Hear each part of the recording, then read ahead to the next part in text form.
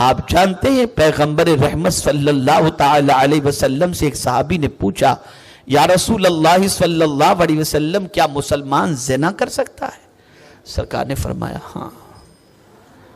وہ صحابی پوچھتے کیا مسلمان بزدل ہو سکتا ہے؟ سرکار نے فرمایا ہاں۔ پھر وہ پوچھتے ہیں سرکار مسلمان جھوٹا ہو سکتا ہے؟ سرکار نے فرمایا نہیں، جو مومن ہوگا وہ جھوٹ نہیں بولے گا۔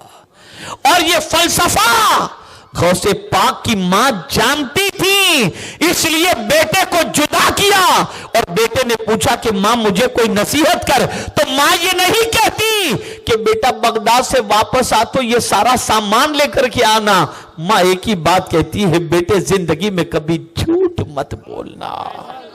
ماں جانتی تھی کہ جھوٹ سے میرا بچہ پرہیز کرے گا، اللہ کی کتاب پر عمل کرے گا، اور قرآن مقدس اور احادیث رسول صلی اللہ علیہ وسلم کی روشنی کے اندر مومن کبھی جھوٹا نہیں ہو سکتا۔ بڑی معذرت کے ساتھ بزنس کرنے والوں سے پوچھو، ان سے کہو کہ بھیا سچ بول کے کارو، ارے مولانا سچ بول کے تو چٹنی روٹی بھی نہیں مل پائے گی، یہ مسلمان کہہ رہا ہے، یہ قرآن کو اللہ کی کتاب ماننے والا کہہ رہا ہے، یہ اللہ کے رسول کو آخری نبی ماننے والا کہہ رہا ہے۔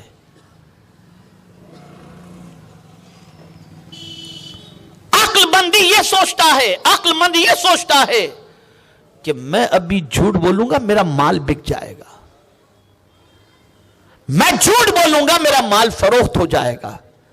پیغمبر اعظم صلی اللہ علیہ وسلم اس فطرت کو جانتے تھے، تو سرکار نے فرمایا اس لیے کہ بے وقوفوں کی کمی تو نہیں ہوتی، آپ جھوٹ بولیں گے کوئی بے وقوف بن جائے گا، آپ کو پیسے دے کر کے چلا جائے گا، تو سرکار فرماتے ہیں جھوٹ بولنے سے سودا تو بک جاتا ہے، برکت ختم ہو جاتی ہے، اس میں برکت نہیں رہتی، اس میں برکت نہیں رہتی۔ اور سرکار فرماتے ہیں صلی اللہ تعالی علیہ وسلم جھوٹ سے پرہیز کرو، اس لیے کہ جھوٹ گناہ ہے، اور یہ ایسا گناہ ہے، اب یہ چھوٹا گناہ نہ سمجھیں آپ جھوٹ کو، سرکار فرماتے ہیں یہ ایسا گناہ ہے جو جہنم تک لے کر کے جاتا ہے، جہنم تک لے کر کے جاتا ہے۔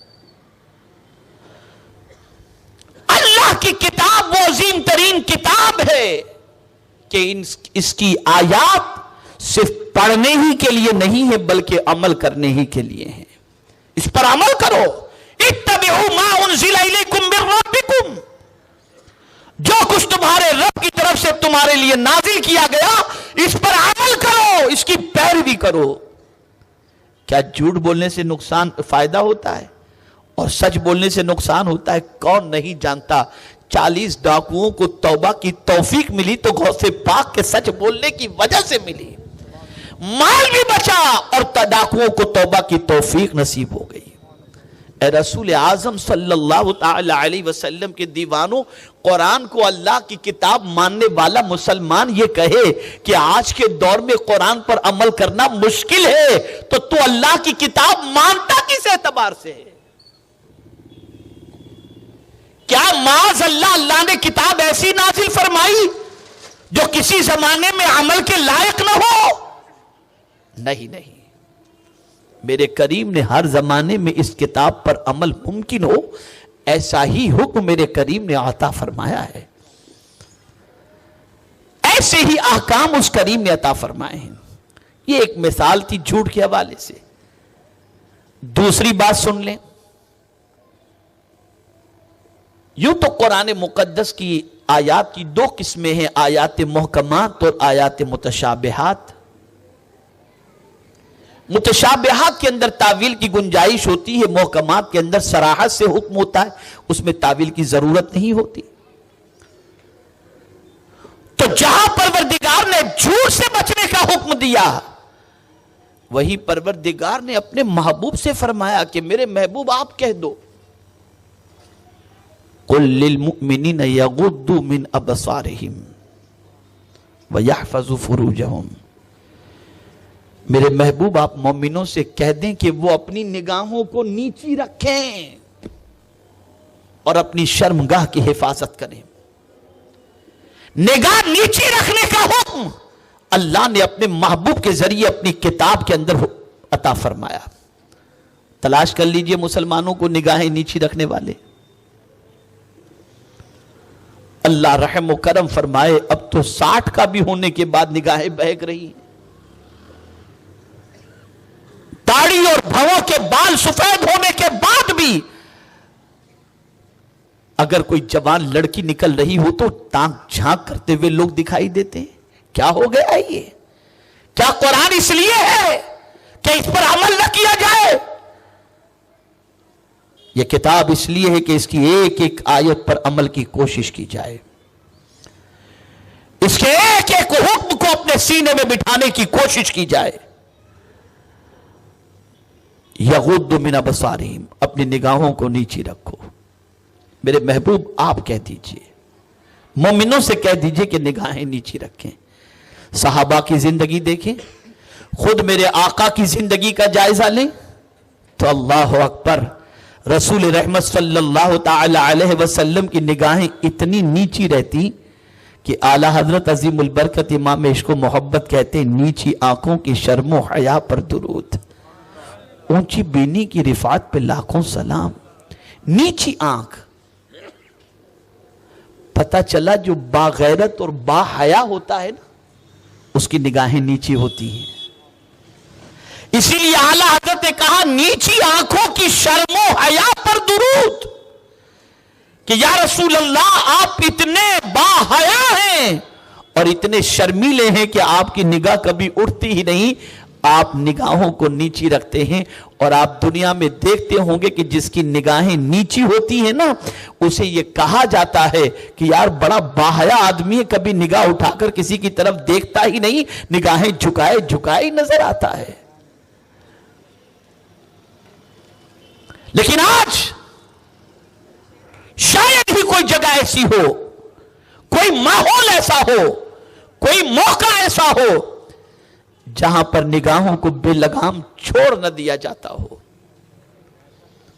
کیا وجہ ہے کہ ہمیں اپنے پیر کے نیچے کی چیز نظر نہیں آتی اور اللہ والوں کو زمین پر رہتے ہوئے لوہے محفوظ پر لکھی ہوئی تقدیر نظر آ جاتی تھی. وہ غوث پاک جو شکم مادہ سے ولی بن کر کے پیدا ہوئے، وہ کہتے نظر تو الی بلاد اللہ جمعن کا خردلتن علی حکم اتصالی، میں اللہ کے شہروں کو اس طرح دیکھ رہا ہوں جیسے ہاتھ کی ہتھیلی میں رائی کا دانہ. یہ نظر کہاں سے آئی؟ وہی نیچی نگاہ کی بنیاد پر، نگاہوں کو جھکانے کی بنیاد پر.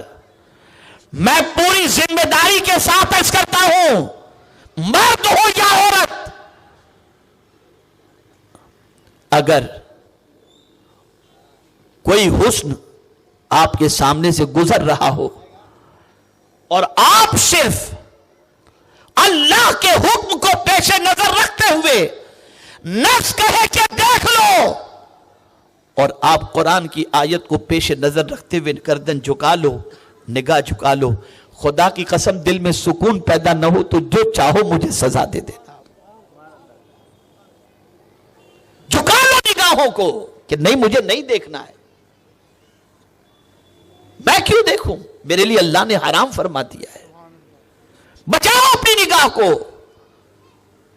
پھر آپ دیکھنا قلب کو کتنا سکون ملتا ہے، دل کو کتنا قرار ملتا ہے. لیکن جس مسلمان کی رات گندی پکچر دیکھنے میں گزرتی ہو اس مسلمان کی طبیعت کو قرار کہاں سے ملے گا؟ آج رات کی تاریکیوں کے اندر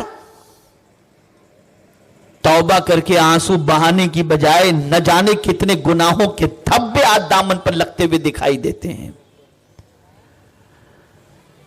جس رات کا اینڈ قرآن کی تلاوت سے ہونا چاہیے، آج مسلمانوں کی راتوں کا اینڈ پکچروں کو دیکھ کر یا گناہوں کو دیکھ کر ہوتا ہوا دکھائی دیتا ہے. یہ اضطراب ہے، یہ بے قراری ہے اور اس کی وجہ گناہ ہے۔ تو میرے پیارے آقا صلی اللہ تعالی علیہ وسلم کے پیارے دیوانوں، جھوٹ سے بچنے کا حکم اللہ نے عطا فرمایا، نگاہوں کو نیچی رکھنے کا حکم اللہ نے عطا فرمایا، شرمگاہوں کی حفاظت کا حکم اللہ نے عطا فرمایا، اور حضور نے تو ضمانت لے لی کہ جو اپنی زبان کی حفاظت اور شرمگاہ کی حفاظت کا ذمہ لے، میں اس کی شفاعت کا ذمہ لیتا ہوں، اور جس کا ذمہ حضور لے لیں پھر کیا کہنا۔